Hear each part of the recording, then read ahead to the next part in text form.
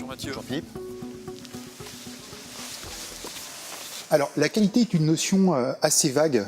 Qu'englobe-t-elle chez PSA? On définit en général la qualité dans 4 domaines. 2 sur le produit, c'est-à-dire sur la voiture elle-même, et puis 2 sur le service. Donc sur le produit, vous avez ce qu'on appelle la fiabilité, qui est en général le point le plus connu depuis assez longtemps et qui caractérise la qualité d'un véhicule, absence d'incident. Puis le deuxième volet sur le produit, c'est ce qu'on appelle les prestations. Donc là, la voiture est strictement conforme, mais pour des raisons diverses, elle finit par ne pas plaire au client.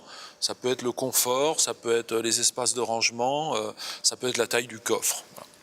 Ça, c'est le premier domaine, c'est ce qu'on appelle le produit. Et puis le deuxième domaine dans lequel il y a deux sous-ensembles, c'est la qualité service. La façon dont vous êtes reçu dans un point de vente, est-ce que vous êtes bien accueilli, est-ce qu'on vous présente bien les voitures, on vous explique bien le contenu des voitures, et au moment où vous allez acheter, est-ce que les voitures sont bien préparées, bien vendues, bien remises au client. Et le deuxième volet, c'est l'après-vente, où là, si vous avez besoin d'entretenir évidemment votre véhicule, vous êtes bien traité. Et si vous avez des incidents, vous êtes également bien traité et pris en charge. La qualité signifie-t-elle la même chose chez les 3 marques qui composent désormais PSA? Ou est-ce qu'il y a des invariants? Alors, tel que je définis moi la qualité, c'est-à-dire c'est la satisfaction complète du client par rapport aux 4 domaines que je viens de citer, je vais vous dire, pour les 3 marques, la qualité c'est exactement la même chose. On veut des clients satisfaits aussi bien sur les prestations, la fiabilité, le service et l'après-vente. Par contre, ces clients sont différents puisqu'ils achètent des marques différentes, que ce soit j'achète du premium ou j'achète des voitures plutôt ce qu'on appelle mainstream, c'est-à-dire milieu un peu de gamme. Dans ce cas-là, les attentes clients peuvent être différentes. Et donc c'est à nous de nous adapter, que ce soit en prestation ou en accueil dans les points de vente. Entre un premium et un véhicule non premium, les attentes des clients sont évidemment différentes. Place les constructeurs allemands comme le maître étalon en matière de qualité. Est-ce qu'ils sont toujours la référence absolue? Alors clairement, je reviens sur mes 4 domaines, la réponse est oui et non. Sur la fiabilité et la qualité service, les constructeurs aujourd'hui qui sont plutôt en avance, on va dire c'est plutôt les Japonais. Et on n'a absolument rien, nous les Français et particulièrement PSA, Peugeot Citroën, à envier aux Allemands sur la fiabilité ou la façon dont vous êtes reçu dans un point de vente. Par contre, on reconnaît que sur les prestations, il y a une attractivité pour les produits allemands qui est plus forte que chez nous.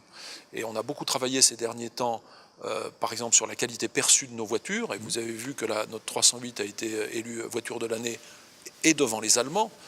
Donc c'est un domaine que l'on est en train d'essayer de rattraper. Mais globalement, ce point qui touche les prestations et pour lequel les Allemands ont peut-être un peu d'avance sur les autres constructeurs, fait que l'image qualité, elle, effectivement, l'image qualité des Allemands est forte. Comment faire pour que la qualité soit toujours au rendez-vous 3 ou 4 ans après l'achat d'un véhicule? Alors ça, c'est un sujet que nous avons travaillé depuis maintenant plusieurs années, ce qu'on appelle la durabilité ou la qualité à l'usage. En fait, le slogan qu'on a pris, et derrière ce slogan, toutes les démarches qualité qu'on a mis en place, c'est on veut un véhicule perçu comme neuf à 3 ans. Et donc on a des démarches de conception, de fabrication qui font que nos véhicules durent plus longtemps dans le temps. Et on vérifie ça avant chaque lancement de véhicule. On fait des tas d'essais et on vérifie au moins 60 000 km d'usage pour être certain qu'au bout de 60 000 km, la voiture n'a aucune dégradation visible par le client. Mais la vie d'un véhicule ne s'arrête pas à 3 ans. Et après alors? Alors, je vous ai parlé du projet qualité à l'usage qui veut un véhicule perçu comme neuf à 3 ans. Au-delà de ça, on a aussi travaillé pour rallonger la durée de vie du véhicule de façon à ce qu'elle continue à fonctionner normalement le plus longtemps possible. Et là, nous avons travaillé sur l'ensemble des composants du véhicule pour en assurer ce qu'on appelle la durabilité. Et là aussi, comme sur qualité à l'usage, nous faisons tout un tas d'essais avant un lancement véhicule pour vérifier que notre durabilité s'est améliorée sur l'ensemble de nos véhicules. L'aspect visuel est quand même l'élément prépondérant, enfin, c'est la première chose que le client voit. Est-ce que c'est vraiment important? Alors, on a lancé depuis plusieurs années un projet qu'on appelait qualité perçue, c'est-à-dire on souhaite que, sans même rentrer dans la voiture, sans même l'essayer, on ait un sentiment de qualité très fort. Donc on va soigner les assemblages, on va soigner le choix des matériaux. Et encore une fois, je l'ai dit tout à l'heure, la 308 pour nous a été une vraie rupture chez PSA dans cette approche de qualité perçue. Et maintenant, tous nos véhicules sont déclinés avec les mêmes méthodologies pour avoir une qualité perçue qui fait que quand vous regardez la voiture, vous dites spontanément, ça c'est une voiture de qualité, sans même l'avoir essayée. Quelles sont les perspectives ?